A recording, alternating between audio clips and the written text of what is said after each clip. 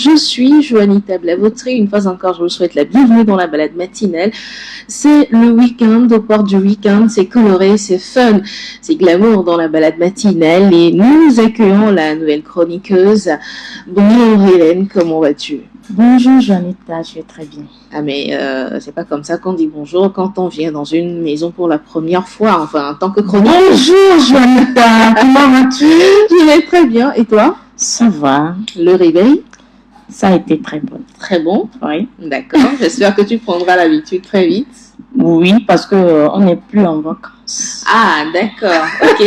C'est bien noté. Alors, nous avons également un artiste sur le plateau ce matin, Kossi Maoun. Bonjour.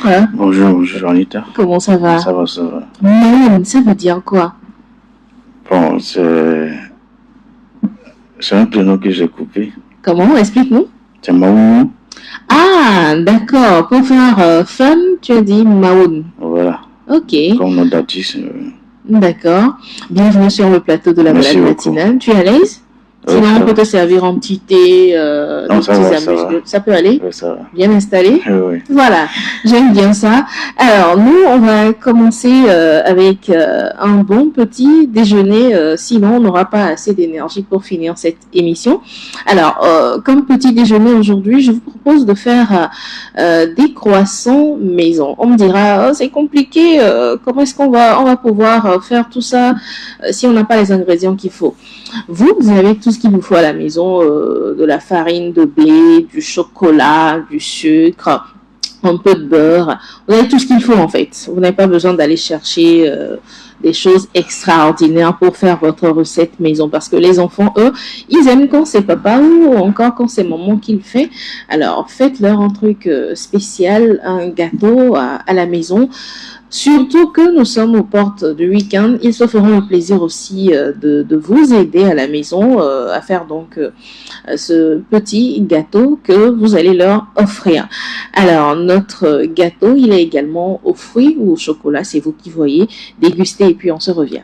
C'est souvent au tout petit que je pense, mais on va gâter un peu les adultes aussi ce matin. Le gâteau aux fruits, c'est comme si vous mangez une composition de plusieurs fruits à la fois. Alors, ne vous en rêvez pas.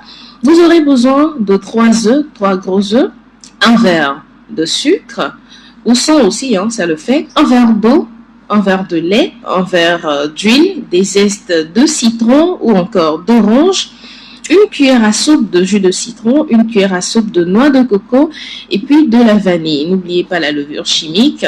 Et pour les fruits, prenez les dattes, le souchet, les pépites de chocolat, et puis des abricots hein, si vous en avez. On passe maintenant à la recette de notre gâteau aux fruits secs. Tout d'abord, frottez les œufs et le sucre jusqu'à consistance mousseuse. Ensuite, vous ajoutez les autres ingrédients dans l'ordre, c'est-à-dire un peu de sucre, un peu de lait, un peu d'eau, les zestes de citron ou d'orange. Et ensuite, vous versez tous les fruits coupés. Voilà, vous pouvez les couper en petits dés ou à votre convenance. Vous versez le tout là-dedans et vous moulez dans votre moule, préalablement huilé bien sûr, et cuire au four ou dans de l'eau chaude jusqu'à 165 degrés. Vous vérifiez de temps en temps avec un cure-dent ou un couteau si tout le mélange a pris goût ou si ça a pris forme. Il faut également goûter pour savoir comment cela conforme dans le four ou dans l'eau bouillante. Voilà donc notre petit gâteau qu'on va déguster ce matin. C'est un gâteau aux fruits. Et on le sait tous, le fruit, ça fait du bien. Hein. On a souvent l'habitude de le dire, manger 5 fruits et légumes par jour. Alors, ce matin, vous allez pouvoir manger tous les fruits que vous aimez. Mais n'oubliez pas d'y ajouter les fruits de saison, parce que c'est toujours meilleur. Voilà pour la recette de ce matin. Bon appétit à tous. Ah, voilà, Hélène qui commence déjà par savourer mon gâteau aux fruits, surtout qu'il y a du chocolat dedans. Miam, miam, miam, miam, n'est-ce pas? Voilà. Bon appétit, j'espère que vous avez apprécié, chers auditeurs. Alors, nous démarrons ce matin avec la rubrique Société nouvellement créée pour vous. aujourd'hui, on va s'intéresser à quelque chose qui pourrit notre quotidien. Je dis pourri parce que on en abuse et finalement, on ne connaît plus l'importance ou le bien fondé des réseaux sociaux. Quels sont les dangers des réseaux sociaux, Hélène? Alors, les réseaux sociaux, d'abord, c'est quoi? C'est ces plateformes sur lesquelles on va pour se divertir, apprendre et tout ça. Et chaque chose a son bon côté et ses mauvais côtés. Exactement. Alors, pour les réseaux sociaux, il y a plein de dangers aujourd'hui qu'on ignore.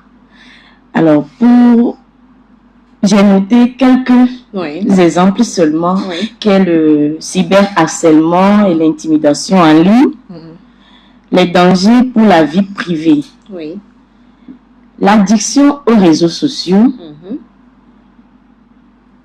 Je m'en arrête là pour le moment. Pour aujourd'hui. Oui. Alors, on va commencer avec la cybercriminalité. C'est vrai que entre-temps, c'était plus répandu, mais aujourd'hui, on voit de moins en moins de cybercriminels. Mais parlons un tout petit peu de la cybercriminalité.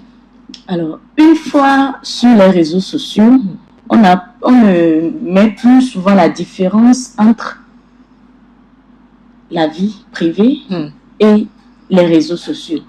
Tout ce qu'on est, une fois arrivé sur les réseaux sociaux, on déverse tout là. Exactement.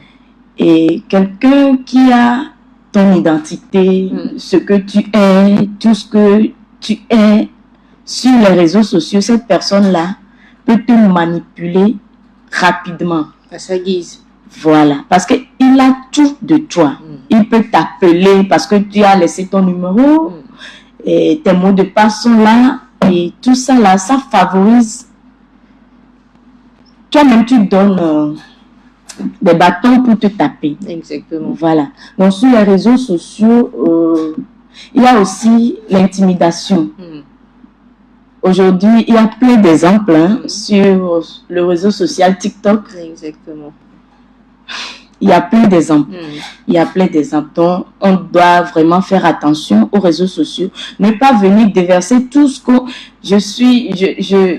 c'est le week-end, je me lave, je prends une photo, je poste sur les réseaux sociaux, je vais à tel endroit. Attention, quelqu'un qui te cherche depuis, il sait là où te trouver. Exactement. On peut prendre des photos. Va à là où tu veux aller. Quand tu reviens, peut-être des jours passent, tu peux poster ces photos-là.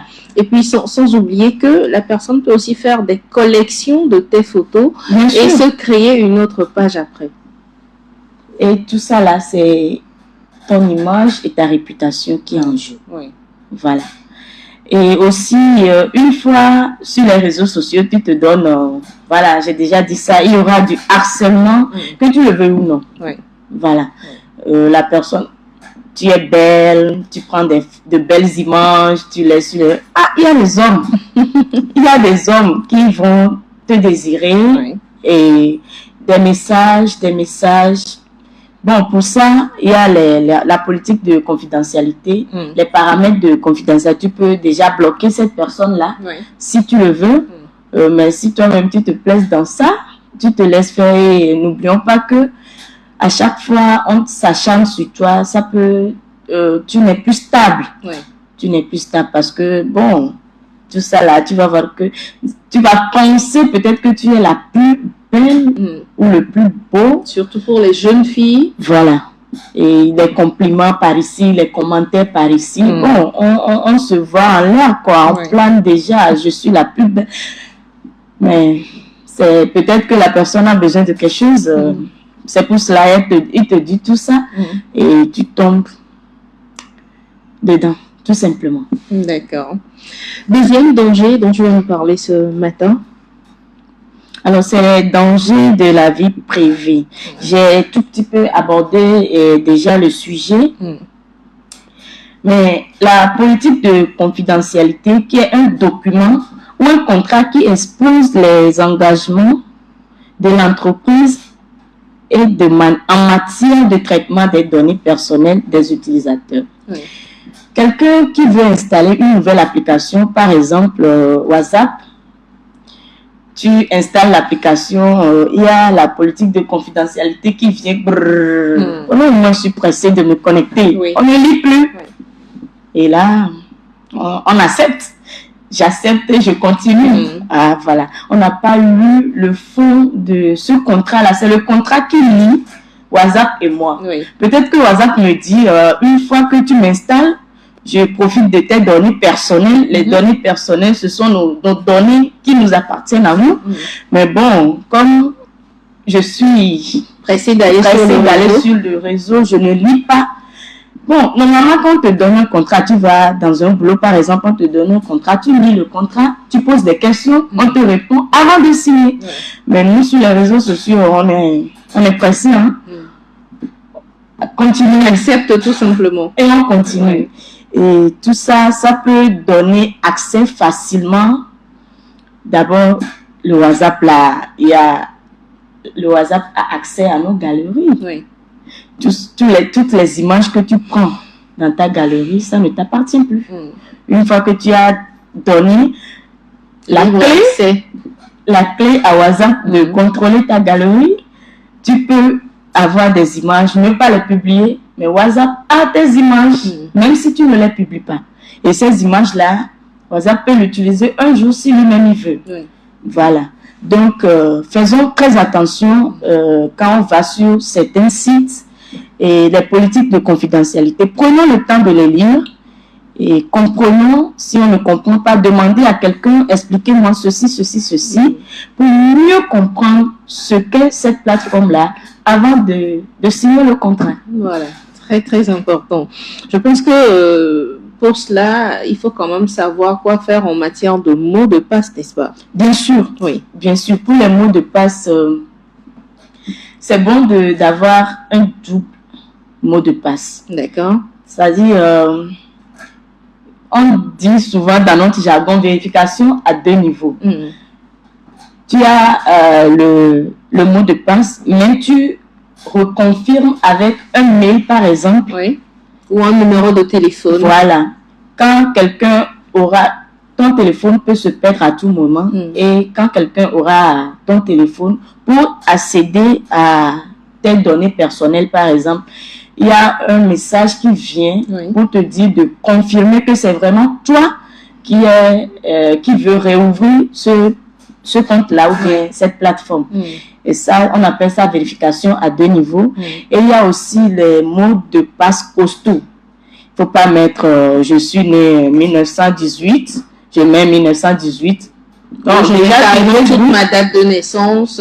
C'est quand même facile, hein. Voilà, déjà sur Facebook, Facebook te souhaite un joyeux anniversaire parce qu'il connaît déjà ta date de naissance. Donc, pour ces mots de passe, tu peux mettre j'aime la pâte avec à demain, hein, donc je peux mettre à demain comme mot de passe ou bien à Kumekudo à demain. Oui. Là, quelqu'un qui prend ton téléphone, difficilement il va essayer il va essayer, mais il ne saura pas. Il va essayer avec ta date de naissance, ça c'est sûr. Le mois, l'année, tout ça là, ça c'est sûr. Le nom de ton enfant par exemple, parce que entre temps tu l'as laissé sur les réseaux sociaux. Tout ça là. Donc pour les mots de passe, il faut bien mettre les mots de passe costauds pour pouvoir protéger un tout petit peu nos données personnelles. Très très important. On va également parler de l'addiction aux réseaux sociaux. Alors, ça me rappelle toujours un ami. Oui. On était à l'extérieur du pays. Elle n'est pas togolaise. On était à une formation et arrivé, on n'a plus de réseau et l'hôtel dans lequel on est, il n'y a pas la connexion Wi-Fi. Le jour là, on nous a promis qu'on va nous chercher des cartes SIM parce qu'on ne peut pas se lever aussi aller payer des cartes SIM si on n'a pas la carte du pays. D'accord. N'importe qui ne peut pas aller s'acheter de la carte SIM quand tu n'es pas de là. Donc, on nous a promis qu'on va nous payer des cartes SIM. Et le jour là, on a attendu jusqu'à, le jour est passé. le, carte SIM. Le lendemain, pareil. Le troisième jour, la fille, elle est restée dans sa chambre. Elle n'ouvre plus. Elle ne sort plus. Je toque. Il y a quoi? Elle ne se sent pas bien. Elle est tombée malade. Parce qu'elle n'a pas de connexion. Parce qu'elle se dit qu'elle est en manque de quelque chose. Ensuite, moi, je profitais de mes amis. Parce qu'il y avait d'autres qui doivent venir des autres pays qui ne sont pas encore là. Donc, on ne peut pas démarrer la séance sans eux. Donc, on les attendait pendant que ma chère consoeur Ça fait rigoler, mais c'est quand même une addiction. C'est vraiment une addiction. Et ça, on doit vraiment... Qu'est-ce qu'il faudra faire pour contrôler cette addiction? Ne plus aller sur les réseaux sociaux, choisir combien d'heures passer sur les réseaux par jour. Qu'est-ce qu'il faudra faire exactement? Voilà, je pense qu'il faut aller sur les réseaux sociaux de manière modérée. J'ai un boss qui a activé quelque chose. Si il est sur les réseaux sociaux, 10 minutes après, il y a un avertissement qui vient. D'accord. Depuis là, vous êtes sur les réseaux sociaux, ça fait déjà 10 minutes. Et il s'arrête. Il s'arrête en même temps, il passe à autre chose. Ah, mais voilà. Je lui ai dit de m'apprendre, mais il a dit, il va m'apprendre. Dès qu'il m'apprend, je viendrai vous attendre aussi. Voilà qui est intéressant. On peut quand même soi-même se dire, voilà, je viens de me connecter, il est 9h. À 9h15, stop. Normalement, c'est ce qu'on devrait faire. Oui. Mais je pense que surtout TikTok, la manière dont c'est facile à passer à autre chose, c'est-à-dire ça vient rapidement sans que tu ne t'en rendes compte que le temps passe. Et si toi-même tu n'es pas organisé devant les réseaux sociaux, je te dis que tu vas passer toute une journée sur les réseaux sociaux parce que la connexion Internet maintenant, Dieu merci. Tu vas passer toute une journée sur les réseaux sociaux. Et on a perdu les relations sociales, amicales, amoureuses. Des fois, ils se sont brisés. Des enfants ont perdu le contact avec leurs parents comme ça à cause des réseaux sociaux. Malheureusement. Je pense qu'il va falloir revoir cette dépendance aux réseaux sociaux, cette addiction pas possible que nous avons sur les réseaux sociaux. Aujourd'hui, la santé mentale en dépend. Nous sommes dans la semaine de la santé mentale. Je pense qu'il va falloir faire une introspection et se dire de quoi ai-je réellement besoin? Est-ce que ma vie, ce sont les réseaux sociaux? Qu'est-ce que ces réseaux sociaux m'apportent concrètement en termes financiers, en termes moral, enfin, qu'est-ce que vous gagnez à être tout le temps sur les réseaux sociaux? Je pense que ce sont des questions à se poser pour définir quoi y faire, quand y aller et surtout le temps matériel à passer là-dessus. Bien sûr, c'est très important. C'est très très important, surtout la jeune génération. La jeunesse. Voilà, tout est perdu là-bas. La jeune génération. Je ne sais pas pourquoi les filles surtout. Ah oui, ce sont juste les filles? Non, il y a toutes les filles, les garçons, les personnes âgées. Les personnes âgées, je me dis que bon, ils ont déjà leur activité. Maintenant, il y a les filles qui passent tout leur temps sur les réseaux sociaux. Et en fin de compte, tu vas voir que ces filles-là, c'est eux qui se disent, moi je suis misérable, l'autre a une meilleure vie, c'est moi, Dieu ne m'aime pas. Alors que c'est pas tout le monde sur les réseaux sociaux, c'est pas sa vie. Oui. C'est pas sa vie. Et on ignore ça, c'est vraiment dommage. C'est très dommage. C'est vraiment dommage.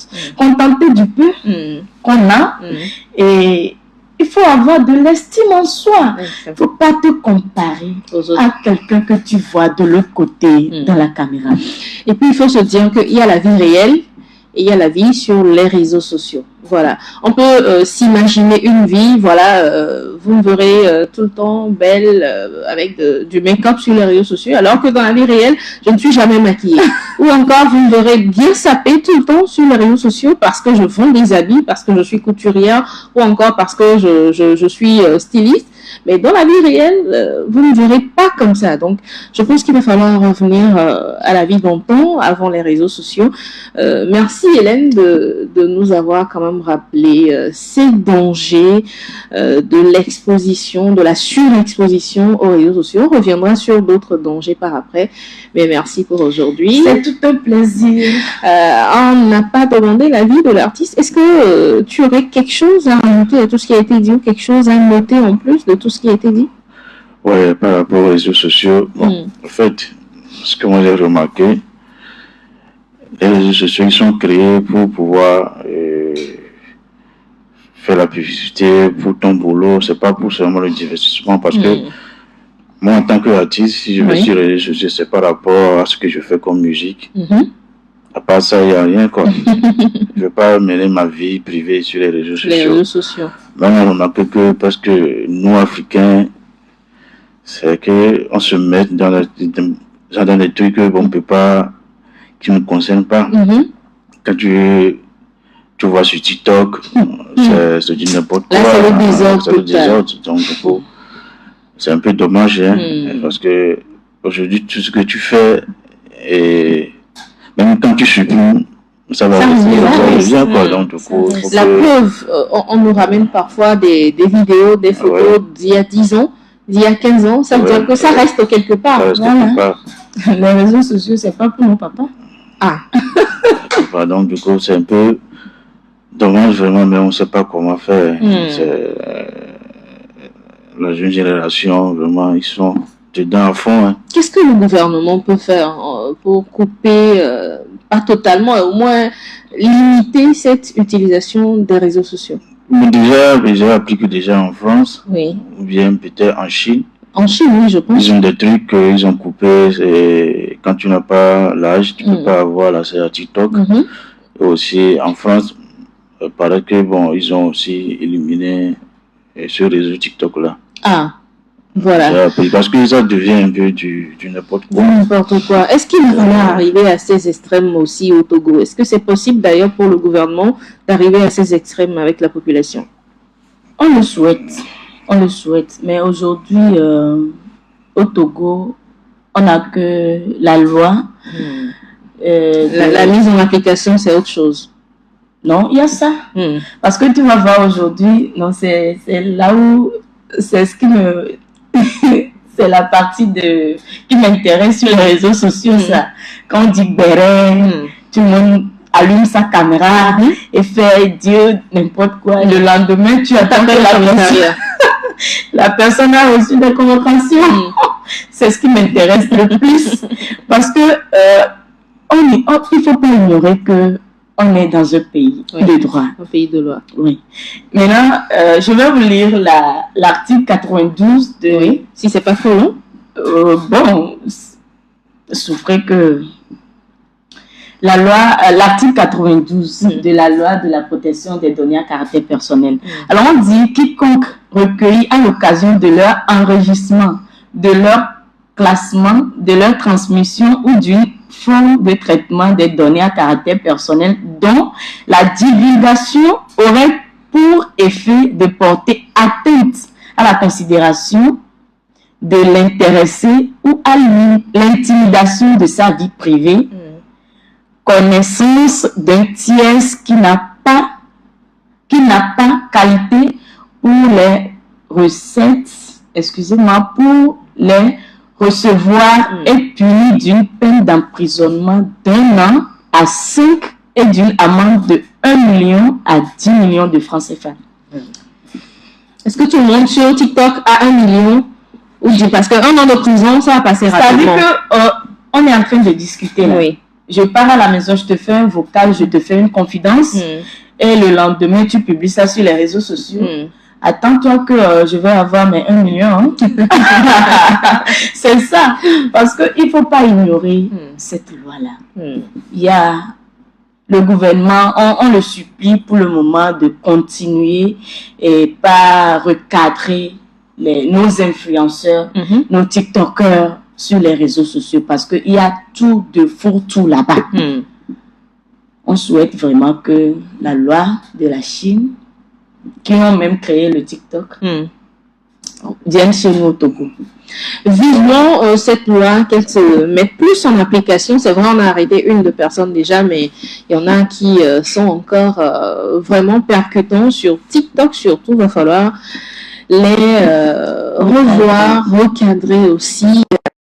fini, on va fermer cette page réseaux sociaux pour ce matin et s'intéresser à l'artiste invité du jour, Kossy Mawoun, un artiste afro-jazz du Togo. Il est percussionniste, il joue dans des groupes et puis il a sorti un single que je m'en vais vous faire découvrir, Invocation. On l'écoute. Vous l'aurez compris, il s'agit effectivement d'un percussionniste. Il est dans des groupes jazz. Il a intégré WAM, une bande de percussion et de cuivre. Il y rencontre Danoela, batteur de jazz, qui lui file quelques secrets du jeu jazzy à la batterie. Son amour pour la batterie et les percussions et son travail lui permettent de se distinguer dans plusieurs festivals, dont Jazz à Ouanga ou encore Togoville Jazz. En 2019, il sort un album solo, fruit de recherches acharnées et passionné. Il baptise l'œuvre Jazz Widow et le mardi dernier, il sort ce single Invocation. Qu'est-ce qui se dit exactement dans cette invocation, Kossy Mawoun? Invocation, c'est une prière adressée à la divinité terre. Nous lui rendons hommage, demander tout ce qu'on veut à elle. Et c'est en quelle langue tu chantes? C'est pour moi qui chante. Ah, d'accord. J'avais remarqué, mais je me suis dit non, c'est possible d'avoir une voix comme ça. Non, c'est pas moi. Qui est-ce qui chante? C'est une dame Vodjoussi que j'ai rencontrée. Souvent, moi, je fais les recherches sur le plan spirituel traditionnel. Dans lors d'une cérémonie d'un ami, j'étais parti. Je l'ai vu chanter la dame. J'ai kiffé. Après, j'ai récupéré son numéro. Je l'ai fait venir au studio. Et je l'ai fait la collaboration enregistrée. D'accord. Donc, c'est la langue Vodjou dans le couvent. Oui. Quand il dit Maougan, bon, il fait allusion à la terre. Au Dieu terre. Qui est nourri. Elle fait des prières, elle fait des incantations. Et toi, tu joues moi, je fais la batterie et de la batterie pour accompagner ces prières. Voilà. Pourquoi cette prière particulièrement sur cette chanson qui est sortie? En fait, pour moi, comme on dit Dieu, et moi je pense souvent à la terre parce que la terre, c'est énorme. Elle nous donne à manger. Tout ce qu'on, comme ressources minières, c'est sous la terre, quoi. Donc c'est énorme. On peut retrouver l'eau sous la terre. Donc la terre, c'est sacré vraiment. Mais il y a aussi le feu, il y a le feu, il y a l'air, il y a le fond, il y a beaucoup de choses. Pourquoi en particulier la terre? La terre, parce qu'elle nous nourrit vraiment. Hein. D'accord. Tout ce qu'on mange aujourd'hui, c'est la terre, quoi. On ne peut pas aller planter dans l'air, non. C'est bon, c'est la terre, le maïs, tout. C'est pour cela que tu vas voir au Togo, quand tu vas chez les apôtres. Chez les Bassa, quand ils récoltent l'igname, ils font des cérémonies avant que on vend ça. Oui. Oui. D'accord. Même le maïs, quand le nouveau maïs, et on récolte ça, ils font des cérémonies. D'accord. De divinité à la terre pour que, bon. Je pense que ça se fait dans toutes les régions. Dans toutes les régions, pratiquement, oui, ça se fait au Togo. Quel est ton style? Comment est-ce qu'on appelle ce style de musique que tu utilises? Bon, tout d'abord, c'est le jazz, mais c'est le jazz ethnique. Ethnique, pourquoi? Parce que je mets notre culture dedans. D'accord. On peut trouver le jazz américain, le jazz, et chez les Marocains, tout ça. Bon, le jazz, c'est limité vraiment. Mais principalement, ce que moi je fais, c'est le jazz ethnique. Un peu afro-jazz. D'accord. On ressent tout ce qui est du chez nous dedans, l'harmonie. Surtout les percussions, voilà, l'harmonie aussi. Tout ça, c'est le jazz ethnique. D'accord. Et qu'est-ce qui t'a poussé à te consacrer à la musique? Parce que tu me disais en off que tu as commencé avec la batterie, c'est ça? Au début, c'était les percussions. C'était la percussion, ensuite la batterie. Qu'est-ce qui t'a amené ou poussé vers cet amour pour d'abord les instruments et ensuite la musique? Bon, depuis le bas âge, je jouais dans l'église. Papa, maman, ils sont instrumentistes? Ouais, papa, il est pianiste. D'accord. Il compose des morceaux à l'église. Bon, maman, non. C'est papa, donc du coup, depuis le bas âge, je jouais les tam-tams à l'église, et puis bon, j'ai pris goût. Et après, bon, quand j'ai intégré le groupe WAP, c'est là où j'ai rencontré Dano, et là, c'est lui qui m'a vraiment initié au jazz. Là, j'ai pris goût du jazz vraiment. D'accord. Puis j'ai continué, j'ai fréquenté les clubs de jazz comme Madingue. Il y avait Biblos dans le temps, il y a le club Sekanka, tout ça là. Donc tu jouais dans les clubs. Oui. Et tu aimes ce que tu fais réellement, je pense. Oui, vraiment. Alors, combien de temps t'a-t-il fallu pour être aussi perfectionniste que tu l'es aujourd'hui? Comme je l'ai dit, bon, je peux dire que j'ai commencé en 2003 et l'apprentissage. Et c'est vers 2008 que j'ai commencé vraiment à accompagner les artistes comme Toufan, Renia et Kejita. Il y en a plein. Bon. Donc du coup, c'est beaucoup d'années. De travail. Et on continue d'apprendre encore. Parce que la musique, c'est pas qu'il faut chercher, surtout les jazz, il faut chercher, bosser beaucoup. Mais en termes de consommation musicale, le Togolais ne consomme pas trop le jazz. Oui, vraiment. Est-ce que tu ne trouves pas que tu te mets dans un registre qui va te mettre en difficulté? Oui, c'est vraiment, c'est difficile. Mais bon. Tu aimes la difficulté? Vraiment, il faut viser loin. Il faut viser loin aussi. Donc du coup, je vise l'extérieur. L'extérieur du pays, aller sur les festivals, tout ça là. Donc du coup, ça déjà j'ai mon identité. La cible, c'est pas nous. La cible, c'est pas le Togo. Bon. Ouais, c'est pas le Togo. Mais il y a des gens aussi qui kiffent vraiment le jazz au Togo. Il y en a beaucoup. Quand tu vas dans les clubs où les gens matures, les gens d'un certain âge vont, on écoute que du jazz. Enfin, il y avait un club au niveau de... Comment ça s'appelle? Coton Club. Pas Coton Club. À côté de la Banque Populaire, il y avait un club de jazz qui jouait... le réseau. Le réseau, voilà, qui jouait rien que du jazz tous les vendredis, samedis. Oui, on a vécu, hein. À l'époque, je m'y rendais juste pour écouter ce qui m'a finalement envoyé. C'est parce que je ne buvais pas. Donc, quand tu viens, que tu prends un seul verre, que tu déposes sur la table jusqu'à X temps, mais finalement, tu dis, mais attends, c'est quoi? Et donc, j'ai coupé mon abonnement comme ça. Alors, aujourd'hui, tu t'adonnes à la chanson, et c'est-à-dire que tu vas commencer par chanter, en plus d'être percussionniste et batteur? Oui, bon. J'essaie de travailler ma voix. D'accord. Pour accompagner en jouant la batterie, je chante un peu. Est-ce que tu as déjà essayé une chanson, un son? Moi-même, non. Pas encore. Bon, il y a un morceau sur l'album. On a chanté, il y a le pianiste, le bassiste, on a chanté ensemble au studio. D'accord. Alors, aujourd'hui, qu'est-ce que tu comptes réellement faire en termes musicaux? Toujours aller à la découverte des talents et ensuite mettre ta percussion et ta batterie dessus. Quelles sont tes ambitions, en fait? Il y en a. Autant que musicien de jazz, les ambitions,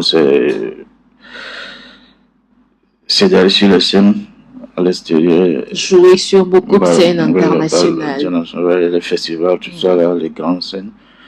Et puis, pour voir aussi la culture du Togo, parce que tout ça, là, bon, si un journaliste étranger me pose la question, déjà, il y a déjà l'identité, la voix, et puis les harmonies. C'est un peu, on ressent le vaudou dedans. Donc, du coup, c'est pour voir aussi la culture du Togo. D'accord. Hélène, je ne sais pas si tu as une question pour l'artiste. Oui. Pour commencer, je vais le taquiner. Papa t'a appris à jouer à l'église et toi, tu préfères jouer pour vaudou. Bon, c'est pour te taquiner. La chanson que tu as fait sortir le mardi dernier, c'est en langue vaudou. Est-ce que ça veut dire que tu ne veux pas que nous autres on comprenne cette chanson-là? Question pertinente. Hein? Bon. Est-ce que tu as chanté juste pour les adeptes du vaudou ou c'est pour tout le monde? Non, c'est pour tout le monde. En fait, c'est que tu écoutes certaines musiques que tu comprends parce que la personne dit mais tu danses sur la musique. C'est pas faux, hein? Ah bon? Bah oui. Je ne suis pas sûre. Si. Moi, mes musiques sont sélectionnées. Quand tu écoutes peut-être Afia Mala chanter et comment dans la langue là, Swahili, est-ce que tu as compris Swahili? C'est vrai. Mais tu dansais dessus. Quand elle chante de la salsa aussi, parfois elle chante en... Mais moi, ma curiosité est tellement poussée que je veux vraiment comprendre la chanson avant de... Tu danses la salsa, non? La salsa, bon... Tu as une fois dansé le Halef ghanéen? Non. Pourtant, tu as dansé sur la salsa? Non. Tu danses sur quel morceau? Bon, tu peux danser un morceau de Toufan. Oui. Toufan. Oui. Toufan, c'est codé, tu ne peux pas comprendre tout. Mais tu je ne comprends pas tout. Mais tu danses dessus. Je ne comprends pas tout. Ouais. Mais je comprends quand même. Je comprends quand même une partie de la chanson. Ça, par exemple, il n'y a pas eu de V, un peu de V français. Il faut bien l'écouter. Là, Jonita, on va... Il faut aller télécharger. On va réécouter. Il n'y a pas de souci. Heureusement que je suis là. On va écouter encore en profondeur cette chanson. Alors, personnellement, je ne comprends pas ce qui s'y dit. Mais quand j'écoute, moi, ça m'apaise. Ça me calme. Ça m'amène à être inspirée. Et ça m'amène aussi à comprendre que elle dit que Dieu facilite. Voilà. Que les esprits permettent que les choses bonnes nous arrivent. Ouais. J'ai pas compris, hein, je sais pas quelle langue est parlée. Non, je parle de ma passion pour le jazz en fait.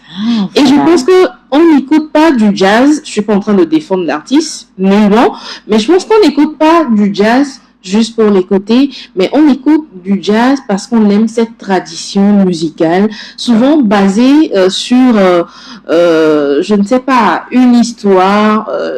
Nos grands-parents qui ont vécu la traite négrière faisaient du jazz pour dire leur histoire, pour dire ce qui les a marqués, d'où est-ce qu'ils viennent avant d'être peut-être esclaves là où ils le sont, mais en particulier qu'on reconnaisse que ils ont quand même une musique propre à eux. Enfin, c'est ce que j'ai compris. Maintenant, je laisse l'artiste défendre sa chanson.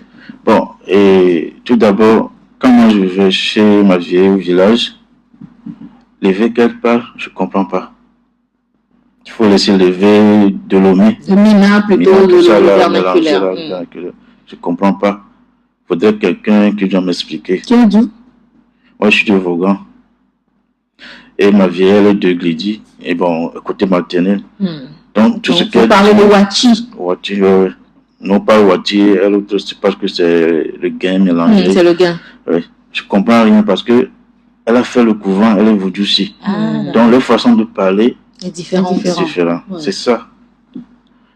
Quand elle disait, mais on gagne du Tomelo. C'est-à-dire que c'est ça que je viens d'expliquer. Ok. Tomela, c'est la vie. Oui, voilà quoi. Ok. Bah, je vais être convaincue. Oui. Convaincue vraiment? Oui. Bon, elle donne des noms et des entités que je ne peux pas, parce que c'est des noms que... C'est des divinités. Tout le monde ne peut pas prononcer comme ça. Voilà. C'est un peu ça. Ok, je pense que je vais faire comme Jonita. Écouter plus profondément pour voir le message. Ça m'a rappelé un artiste. Il fait aussi le jazz. C'était Aziz Ayao. Oui. Oui, je connais le nom. J'aime cette musique. Il fait de la bonne musique. Oui. Ça, c'est vrai aussi. Alors, on veut devenir percussionniste, batteur comme toi. Qu'est-ce qu'il faudra faire? Quelle école aller pour devenir un batteur comme toi, Kossi Maoun? Bon, aujourd'hui, on retrouve plein d'écoles de musique au Togo, à Lomé. Ils sont pleins. Mais personnellement, moi, je donne des cours de batterie de percussion. D'accord. Dans une école ou à la maison? Non, soit à la maison, soit dans un studio. Ok. Ouais. D'accord. Qui est-ce qui t'inspire en termes de musique, d'instruments? Qui est-ce qui t'inspire? Moi, c'est les vieux batteurs américains comme Art Blakey, Elvis Jones, et Brian Blade. Aujourd'hui, j'écoute aussi les Sud-Africains. Ils sont bons aussi, ils ont un niveau en jazz. Là. D'accord. Et à l'heure actuelle, avec qui aimerais-tu collaborer en termes musicaux, faire des duos, des featuring par exemple? Au Togo. Il y a L'Homme Vince. Et L'Homme Vince. Il y a Fofo Scarfo. Fofo Scarfo. Bon, on se comprend un peu par rapport à ce que je fais. En termes musical, oui, c'est vrai que les deux là, ils sont quand même très présents en identité culturelle. Une film aussi avec Bestia Sewa, c'est un ancien rappeur. Bon, il n'est plus dans le web maintenant. Bon, D'accord. Et donc tu vises des collaborations à l'international aussi, oui, si je comprends bien. J'ai déjà fait. Il y a un trompettiste français qui a joué aussi pour l'album, qui sortira en 2025. Ok. D'accord. Je vois là que tu as beaucoup de chansons qui sont sur YouTube, qu'on peut découvrir par après. Je parle du trio Wedo. Oui. Que tu as fait à l'Institut français du Togo. Il y a plein d'autres sons de toi qu'on écoutera d'ici quelques instants, puisque nous sommes presque à la fin de cette émission. Quelles sont les scènes sur lesquelles on peut retrouver Kossy Mahoun? Bon, au Togo, bon, j'ai joué plusieurs fois sur l'Institut français. J'ai joué Togo Jazz. En dehors du pays, j'ai fait Jazawaga. En décembre passé, j'ai fait une tournée ouest-africaine dans les centres. Il y en a pris au Burkina, Alliance française, Accra. Et j'ai joué en Côte d'Ivoire. Là, c'était un duo avec le pianiste. C'était un projet qui a été piloté par une structure. Et moi, c'est Dick Mautor, je ne sais pas si vous connaissez Dick Mautor. Oui, je connais très bien. Ouais, c'est lui qui m'a proposé le projet. C'est vrai qu'il fait beaucoup de festivals, Dick. Hein. Il fait le tour du monde. Oui. Donc, grâce à lui, j'ai fait beaucoup de scènes. D'accord. Ok. Super. Quelle sera ta prochaine scène à l'Institut français? Pour le moment, je ne sais pas. Il n'y a pas de scène à venir. Il n'y a pas de scène à venir. Et la chanson sortie, quels sont les projets à venir pour la chanson? Bon, je vais faire la pub sur la chanson. En décembre aussi, je vais encore sortir nos singles. D'accord. Et puis, on va chercher encore d'autres sponsors pour pouvoir finaliser l'album. C'est pas facile quand tu es autoproducteur. Comment elle s'appelle, la vieille qui a posé la voix sur la chanson? Yébessi, c'est pas une... Bon, c'est une dame. C'est une dame, elle est plus vieille, d'accord. Comment elle s'appelle, la dame? Yébessi. Yébessi. Ok. Hommage à elle. En tout cas, elle a fait du bon boulot. En termes musicaux au Togo, si tu avais une baguette magique aujourd'hui, qu'est-ce que tu changerais? Changer. Bon, toute musique est bonne. Je peux tout ce que tout le monde peut écouter, danser dessus, bouger la tête. Est-ce que les dépravations de mœurs, les cuisses légères qu'on voit aujourd'hui dans les clips, est-ce que ça ne t'interpelle pas? Tu voudrais pas changer ça? Changer. Donc tu ne changerais rien, toi? Tu garderais tout? Moi, je donne des conseils. Parce que déjà, on retrouve dans les clips la femme, c'est la femme. Qui est dénudée. Voilà, c'est ça qui n'est pas du tout bon.